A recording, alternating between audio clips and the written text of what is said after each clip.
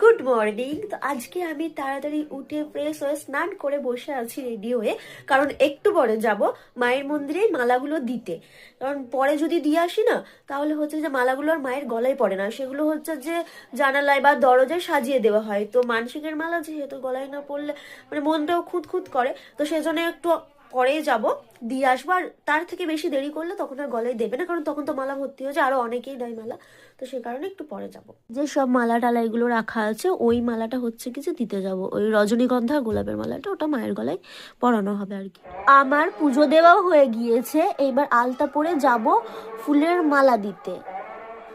চলো এইবার আলতাটা পরে নিই। সুরসুরি লাগছে। ও এখানটা কেমন হয়ে গেছে।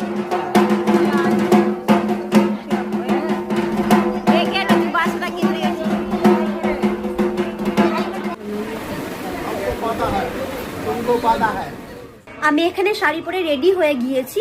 তবে এর আগে আমি মন্দিরে গিয়েছিলাম জল ঢালতে, শিব ঠাকুরের মন্দিরে গিয়েছিলাম জল ঢালতে। জল টল ঢেলে শীতলা মায়ের মন্দিরে ওখানে বসেছিলাম, ওখানে পুজো হচ্ছে। তো আমি তো ফোন নিয়ে যাইনি, তাই ওখানে কোনো ভিডিও করতে পারিনি। যদি সুযোগ হয় তাহলে ওখান থেকে একটা ক্লিপ নিয়ে নেব পরে গিয়ে। আর তারপরে এবারে যাব আমরা ডন্ডি কাটতে।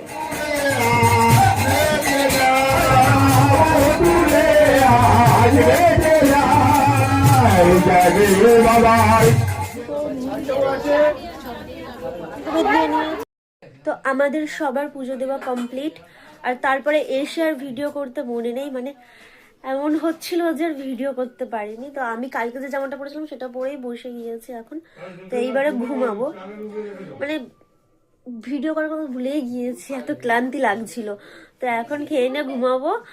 আর কি বলবো, ইচ্ছা ছিল যে ভিডিও ক্লিপগুলো নেবো, কিন্তু নিতে পারিনি।